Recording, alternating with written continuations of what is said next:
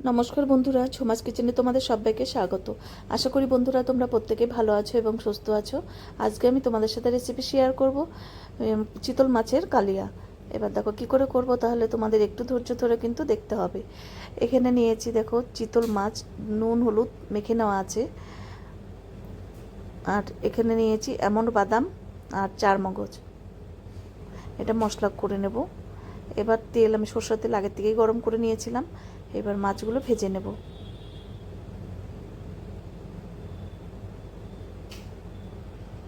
এবার একটা মশলা তৈরি করব। এখানে দেখো এমন বাদাম আর চারমগজটা ধুয়ে ভালো করে এর মধ্যে দিলাম। আর এখানে বড় সাইজের একটা টমেটো নিয়েছি আর অল্প জল দিলাম। এবার অপর পাশটা উল্টিয়ে দেব।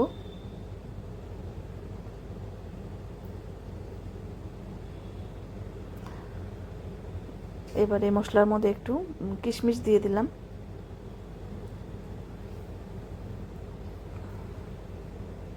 এবার মাছ ভাজা হয়ে গেছে, তুলে নেব। বাকি মাছগুলো আমি ভেজে নেব। এখানে দেখো কিছু গোটা গরম মশলা আছে, এলাচ দারচিনি লবঙ্গ আর অল্প জিরে ফোড়ন দিলাম। আর এখানে দিলাম 2 চামচ আদা বাটা, অল্প আদা বাটা আর 2 চামচ জিরে বাটা। একটু জল দিয়ে দিলাম যাতে মশলাটা পুড়ে না যায়। আর হলুদ দিলাম এখানে হাফ চামচ, পরিমাণ বুঝে নুন দিলাম। কালারের জন্য কাশ্মীরি লঙ্কার গুঁড়ো দিলাম হাফ চামচ। ঝালের জন্য দিলাম কাঁচা লঙ্কা 5টা। তোমরা চাইলে শুকনো লঙ্কার গুঁড়োও দিতে পারো। আমি সবসময় কাঁচা লঙ্কা দিয়ে রান্নাটা করি। আর এখানে দিলাম যে পেস্ট করেছিলাম বাদাম আর এমন বাদাম আর চারমগজের, সেটা দিয়ে এবার কষিয়ে নেব। দেখো তেল ছাড়তে শুরু করলেই কিন্তু বোঝা যাবে যে মশলা কষানো হয়ে গেছে।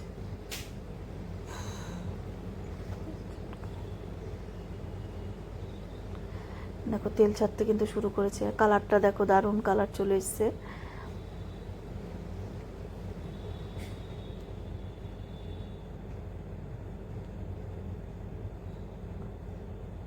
গ্যাসের ফ্লেমটা আমি মিডিয়ামে রেখে ভালো করে কষিয়ে নিলাম।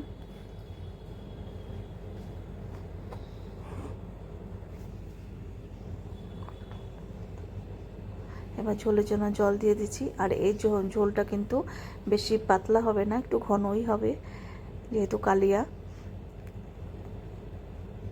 এইবার মাছগুলো দিয়ে 4-5 মিনিট একটু ফুটিয়ে নিতে হবে।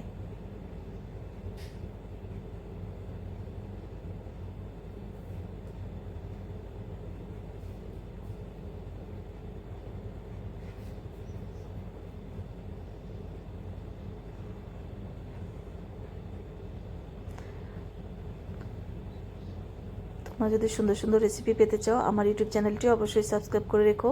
আর যদি ফেসবুক থেকে দেখো পেজটিকে ফলো করো, তাহলে আমি যখনই যা নিত্য নতুন ভিডিও আপলোড করব নোটিফিকেশন তোমাদের কাছে সঙ্গে সঙ্গে পৌঁছে যাবে।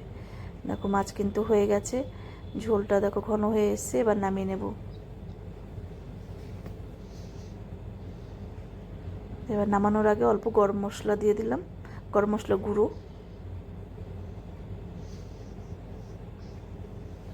তোমাদের কাছে রেসিপি কেমন লাগলো অবশ্যই জানিও।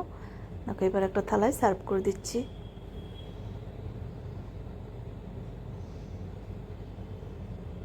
আজকে তাহলে আমি এখানেই রাখছি। এর পরের দিন আবার যে কোনো রেসিপি নিয়ে হাজির হয়ে যাব।